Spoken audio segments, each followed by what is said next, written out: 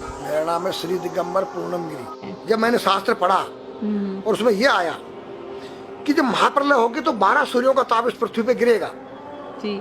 और मैंने आंख खोल के देखा तो एक ही सूर्य दिख रहा है, 11 और नहीं दिख रहे।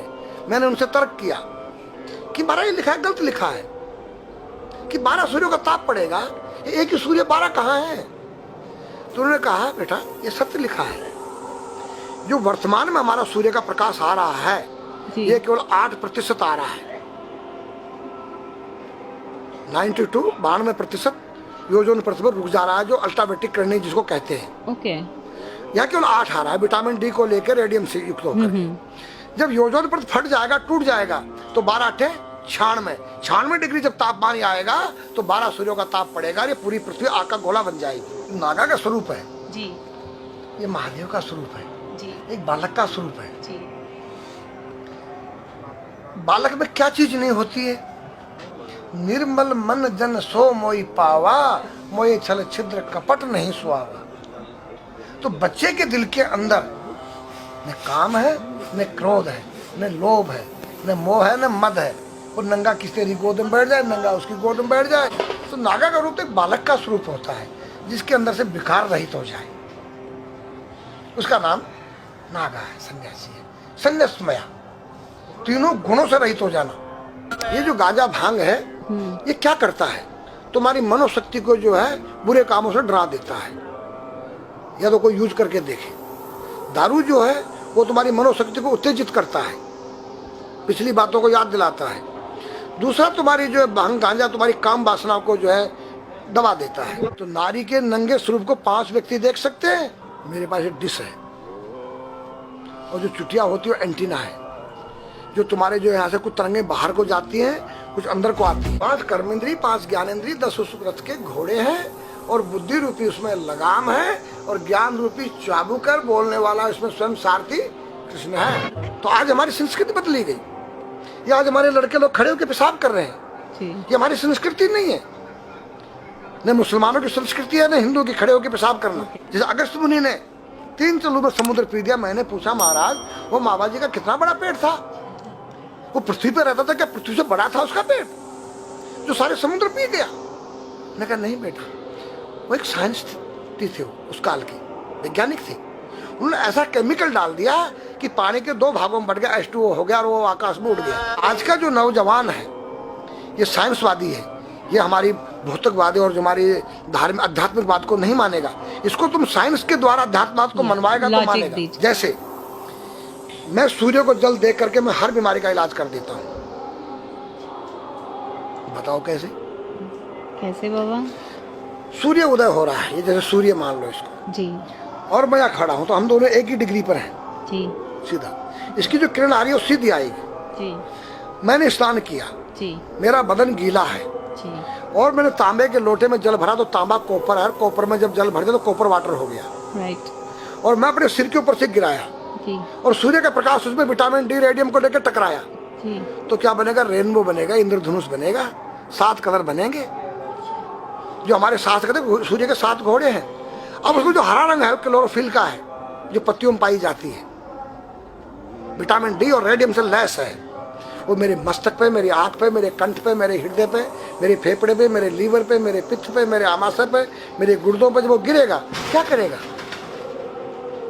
ऐसे 6 रंग कलर और बचे हैं, बैंगनी है, ऑरेंज है, नीला है। तो ये क्या करें? किस चीज के प्रतीक है? जब हरा रंग क्लोरोफिल का है और डॉक्टर कहता हरी पत्तियां खाओ, सब्जियां खाओ, उसमें आपको आयरन मिलेगा। तो अब वो जो विटामिन डी से जो हरा रंग पैदा हुआ है सूर्य की किरण से कॉपर वाटर में, वो क्या करेगा? कोई वैज्ञानिक बताए तो सही मुझे। एक अमेरिका का चेला है, एक रूस का है, वो मेरे भक्त बने हुए हैं। हरिद्वार में क्या वो कोई जल दे रहा होगा सूर्य को, वो भी अपने ऐसे से फेंक रहा है, मैं बैठा देख रहा हूँ ये क्या कर रहा है। मैंने उसको बुलाया तो मैंने यही फार्मूला उसको समझाया। वो मेरा शिष्य बन गया, बोला ओ ये तो साइंस। मस्तिष्क पर तिलक क्यों लगाते हो इस जगह पर?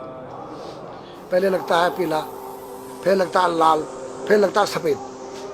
3 कलर क्यों लगते हैं? काला क्यों नहीं लगता? चौराहे पे 3 बत्तियां हैं, जी देखा होगा जी। लाल क्यों है? फॉर डेंजर स्टॉप, खतरा है, या डेंजर, खड़े हो जाओ, खतरा है जी। पीला देखो चलना नहीं है, हाँ, देखो रेडी रहो, देखो। और सफेद चल सफेद सफेद तो यहाँ है उसमें ना, हाँ चावल लगा रखे हैं ना मैंने हाँ सफेद, हाँ वहाँ हरा है, वहाँ हरा है, ready to go.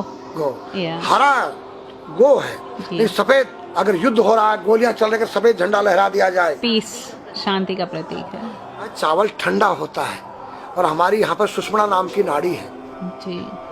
Lal colour है कि तुम इस योग सहयोग में आके तुम बैठ सकते हो कि नहीं, ये माहौल तुम्हारे योग्य है या नहीं, या जुआ चल रहा है, या शराब पी जा रही है, क्या तुम बैठ सकती हो? देखो पीला कलर है, देखो, आना नहीं जाना नहीं, देखो, ओ खतरा है या ठीक नहीं है, चलो। और सफेद शांति, जी। क्या यहाँ शांति है, बैठ सकते हैं। तो ये हमारी जो है संस्कृति में एक वैज्ञानिक है, जब हम खाते गैस बनती है, तो बिल्कुल। चावल जब पानी में भीगे बाद ठंडा हो जाता है, और हमारी सुषुम्ना नाड़ी पर जब लग गया है तो उस नाड़ी को ठंडा करने लग गया है, उस नाड़ी से कोई गर्म गैस को ऊपर चढ़ने नहीं देगा। और हमारे शरीर ब्रह्मांड में, हमारे सिर के अंदर कोई ऐसी वायु गैस जाकर तुम्हारे सिर को परेशान नहीं कर सकता है। तो मेरे पास जितने हमारे शास्त्र पुराण ग्रंथ हैं, ये साइंस है, मैं साइंस के द्वारा इन वैज्ञानिकों को समझा सकता हूँ और रगड़ा सकता हूँ। कहा जाता है कि नागा बाबा जो हैं वो कुंभ मेले के बाद विलुप्त हो जाते हैं, ऐसा कुछ है क्या? ऐसा नहीं है, जैसे हम गंगोत्री धाम हिमालय में रहते हैं, जी वहाँ मुझे हिमालय पसंद आया। जी क्यों? कि तुम गर्मी से बचने के लिए तुम्हारे रूम में एसी लगी है, जी ठंडा पानी पीने के लिए तुम्हारे पास कृत्रिम जो है फ्रिज लगा है, जी।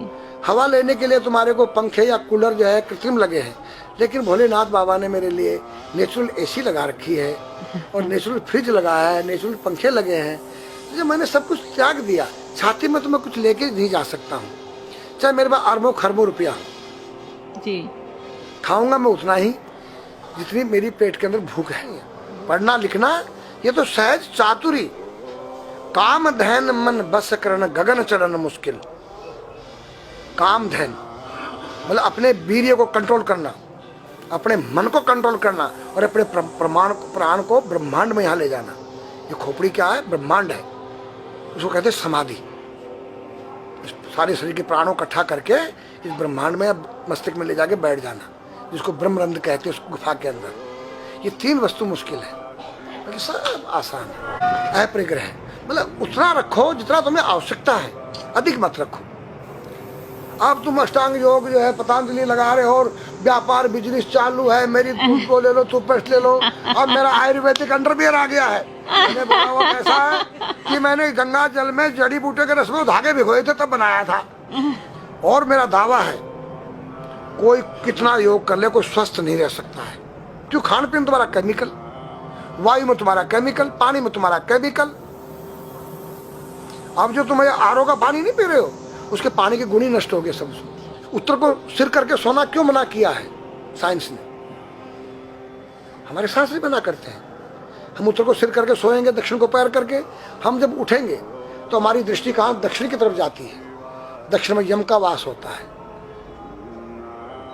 और जब दक्षिण को सिर करके सोएंगे तो हमारा मुंह उत्तर को जाएगा।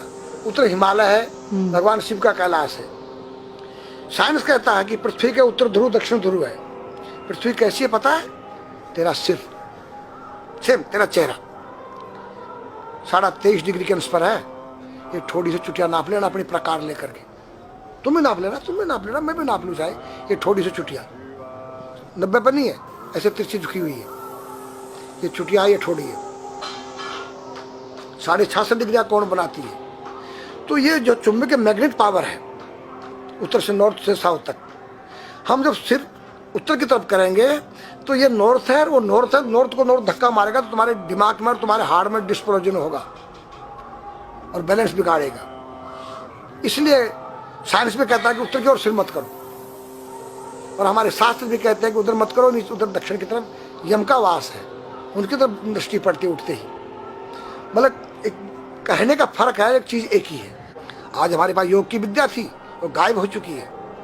अब तो जो थोड़ा सा कोई एक चूहा था, वो दुकान में गया, उसको एक हल्दी कंकर मिल गया, बोला हम पंसारी हो गया है।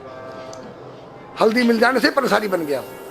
जो पीटी स्कूल में कभी किया होगा आप लोगों ने, पढ़ा होगा स्कूल में, हाँ जी। उसी को योग कह रहे हैं। योग क्या है? भगवान कृष्ण के पास था, उज्जैन गए थे संदीपनी ऋषि के पास सीखने के लिए। एक ही समय में 16,808 रावणों के साथ बात कर रहे हैं, अलग अलग रूप में। योग से अनेक रूप बन सकते हैं। योग हनुमान जी के पास था। जब लंका में घुसे हैं तो मच्छर का रूप बनाया उन्होंने, मत्स्य के समान रूप धर कपि, मच्छर के समान। जब सीता के पास गए छोटे से बनकर तो पूछा क्या तेरे जैसे ही है सब? कि हाँ। फिर तो श्रीलंका पे विजय पाना असंभव है। तो हनुमान ने पहाड़ का जैसा रूप दिखाया, हिमालय जैसा। सर्जविन करना, अपने प्राण को निकाल के मुर्दे में डाल देना, उसको प्रकाया प्रवेश कहते हैं, जो आज है ही नहीं, लुप्त हो गई। जो जानता है किसी को बताता नहीं है। अगर उसका कोई शिष्य है उसको बताना चाहो, उसको जिज्ञासा नहीं उस शिष्य को सीखने के लिए।